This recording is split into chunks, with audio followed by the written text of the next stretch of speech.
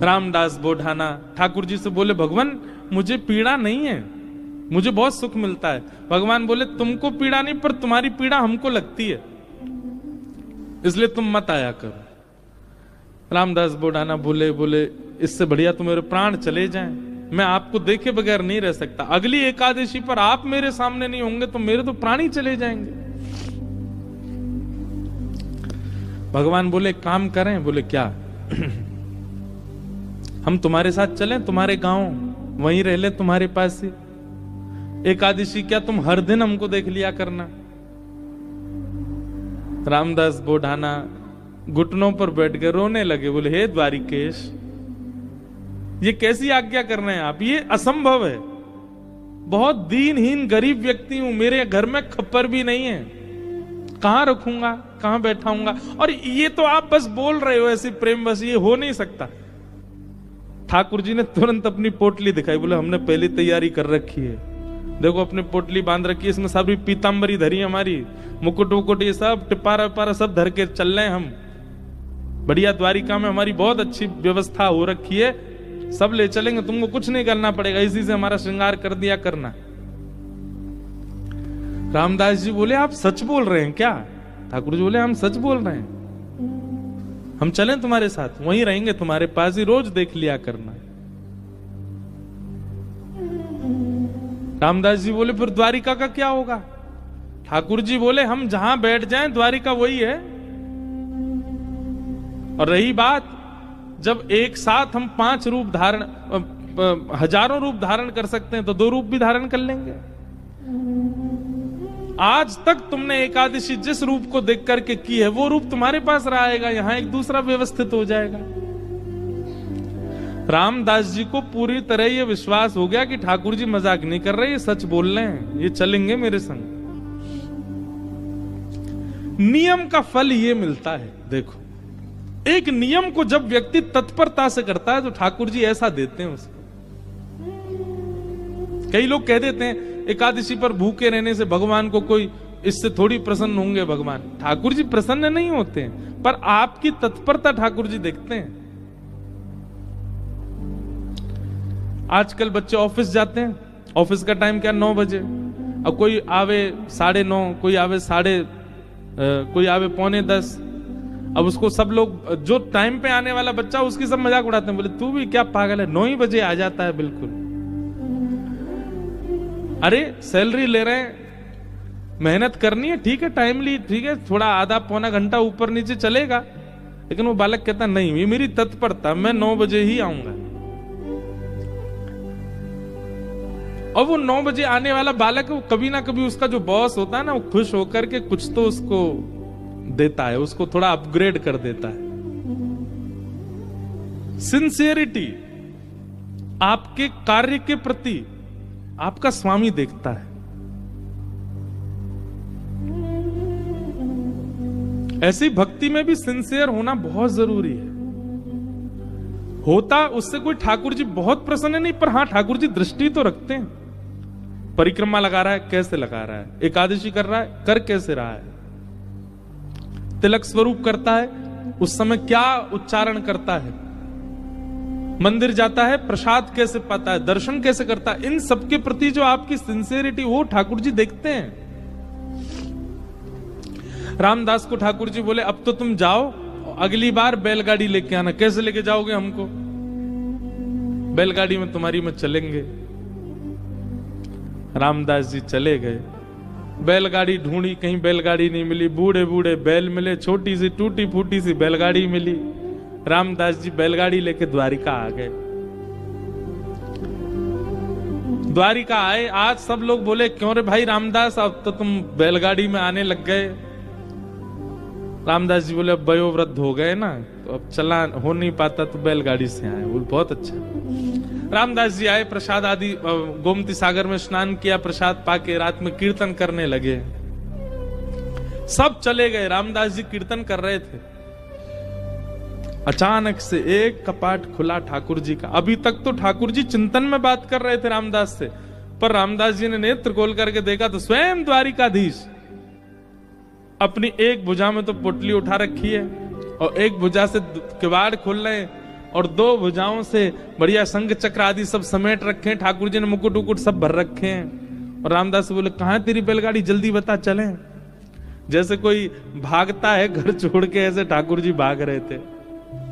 आज भी मंदिर दर्शन करने जाओ आप तो द्वारिकाधीश जी की जब परिक्रमा करेंगे तो पीछे ही रामदास बोढ़ाना जहां से जिस खिड़की से ले गए ठाकुर जी को, वो खिड़की है अभी भी मंदिर में।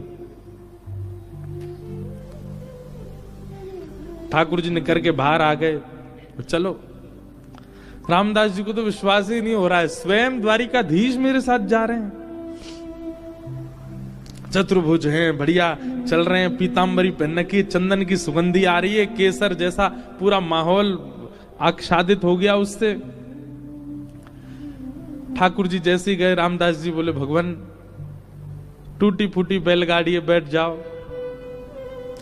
ठाकुर जी ने जैसी बैलगाड़ी देखी, ए रामदास त्रिलोकी का भार लेकर के मैं इन पे बैठा, तेरे बैल तो दब जाएंगे नीचे।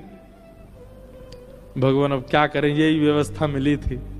इतना सीधा, इतना भोला रामदास। ठाकुर जी बोले काम कर, तू बैठ, हम चलाते हैं बैलगाड़ी। रामदास जी बोले ऐसा मत करो नाथ, मैं ही चला दूंगा। नहीं नहीं, ये तो हमारे अभ्यास की वस्तु है। अर्जुन के खूब हमने रथ हांके हैं, बहुत दिनों बाद बैलगाड़ी मिली, चलो हांके थोड़ा इसको। और रामदास पीछे बैठे हैं और ठाकुर जी आगे पैर लटका के बैठे और बैलगाड़ी चला रहे हैं। ठाकुर जी के स्पर्श होते ही बैलगाड़ी तो बिल्कुल नवीन हो गई, बैल बिल्कुल युवान हो गए। यहां मंगला का समय हो रहा था, सूर्य उदय हो रहे थे धीरे धीरे। ठाकुर जी बोले रामदास, इस सुबह होते ही सब पंडा पुजारी भागेंगे, ढूंढेंगे, देखेंगे मंदिर में तो मैं हूं नहीं, सब आ जाएंगे। ये हमको बीच रास्ता में ही पकड़ लेंगे। तभी थोड़ी दूर ही पहुंचे थे, वहां एक बाबरी थी, एक सरोवर था। ठाकुर जी ने कही तुम हमको नीचे छुपा दो ताकि कोई हमको ढूंढ ना पाए, क्योंकि ढूंढने वाले तो आएंगे और जब ढूंढ हार के चले जाएं, कुछ ना मिले, फिर हमको दोबारा लेके फिर चल देना आगे। रामदास जी मनी मन इतने प्रसन्न हो रहे हैं, बोले ठाकुर जी आपको क्या पड़ी है जाने की मेरे साथ? अरे मैं तो मना कर चुका हूं 5 बार कि ठाकुर जी आप यहीं रह लो, पर नहीं, उन्हीं की इच्छा है जाने की। जब मन ऐसा भटकता है ना ठाकुर जी में, तब ठाकुर जी ऐसा करते हैं। आपके मना करने पे भी चल देंगे आपके साथ। हमारे लाल जी, गिरधर लाल जी,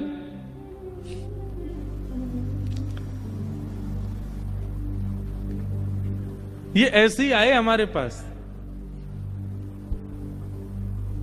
जब प्राप्त हुए थे ना, तो एक बार मैंने तो, अब बोलने में अटपटा लगता है, पर एक बार मैंने तो यही कहा कि मुझे तो श्रृंगार आता नहीं, मुझे सेवा आती नहीं, कैसे करूंगा, कैसे संभालूंगा, कैसे इनकी नथ बेसर धराऊंगा, कैसे इनके नेत्र श्रृंगार, कैसे मुकुट पाक कैसे बनाऊंगा।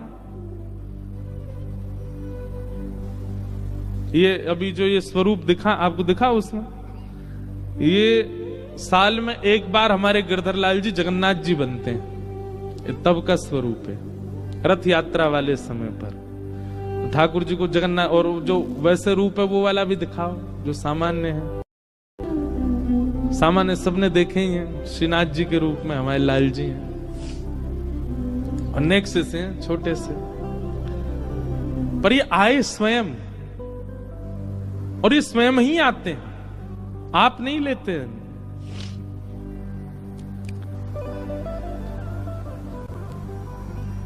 रामदास नीचे बावरी में ले जाकर के द्वारिकाधीश जी को छुपा दिया। पीछे से सब पुजारी दौड़े दौड़े आए,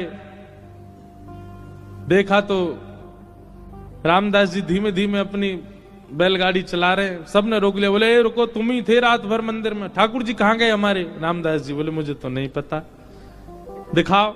सब देखा, बैलगाड़ी में कुछ नहीं। तभी एक बैलगाड़ी के छोड़ पर ठाकुर जी की पीतांबरी का एक भाग चिरा हुआ, फट के इरज गया।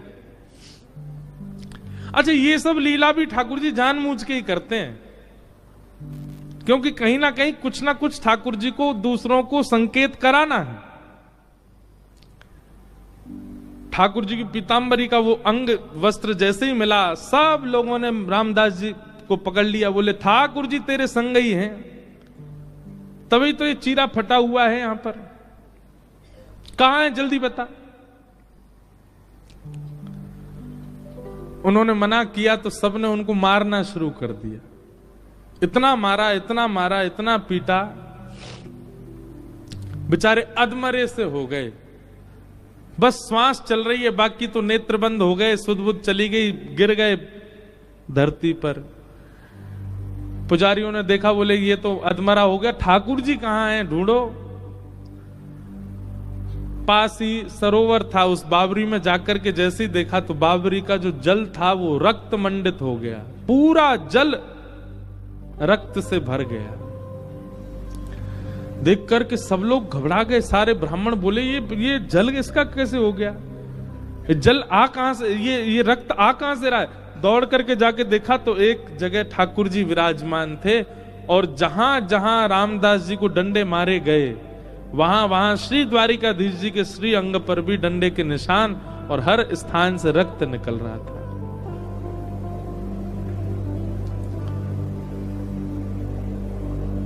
सब पुजारी जी चरणों में गिर गए, सब ब्राह्मण देवता बोले भगवान ये क्या हो गया, बोले ये क्या हो गया, मेरे भक्त को मारते हो, मेरी इतनी आराधना करी, मेरी इतनी सेवा करी, इतना अर्चन किया, उसके बाद भी ये नहीं समझ पाए कि मेरे भक्त और मुझ में कोई अंतर नहीं है। सब क्षमा याचना करने लगे। ठाकुर जी बोले अब कुछ नहीं होगा, अब तो हम रामदास के साथ ही जाएंगे और वहीं रहेंगे। और ठाकुर जी सब देखते रह गए, लेकिन रामदास जी के साथ में ऊपर आए ठाकुर जी, और आकर के रामदास जी को जैसे हृदय से लगाया, सारे घाव ठीक हो गए, और कहा ले चलो हमको। ठाकुर जी गए सीधे और डाकोर जी में जाकर के रामदास जी के यहाँ विराजमान हो गए, और उनका नाम पड़ा रण छोड़ राय भगवान। बोलो रण छोड़ राय भगवान की।